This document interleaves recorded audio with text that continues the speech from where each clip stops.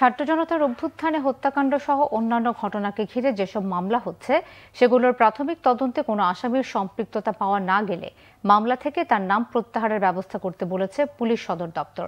একই সঙ্গে সঠিক তথ্য প্রমাণ ছাড়া এসব মামলায় কোনো সরকারি কর্মকর্তা কর্মচারীকে গ্রেফতার করা যাবে না বলেও নির্দেশনা দেওয়া হয়েছে।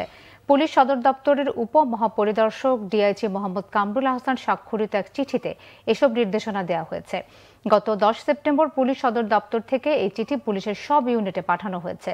পুলিশ সদর দপ্তরের চিঠিতে আইন শৃঙ্খলা সংক্রান্ত উপদেষ্টা পরিষদ কমিটির প্রথম সভার কার্যবিবরণীর বরাত দিয়ে আরও বলা হয়েছে, জুলাই আগস্টের গণ অভ্যুত্থানকে ঘিরে হত্যাকাণ্ড ও অন্যান্য মামলায় তদন্ত ছাড়া কোনো সরকারি কর্মকর্তার সম্পৃক্ততার প্রাথমিক সত্যতা পাওয়া না গেলে তাদের নামও প্রত্যাহারের ব্যবস্থা নিতে হবে।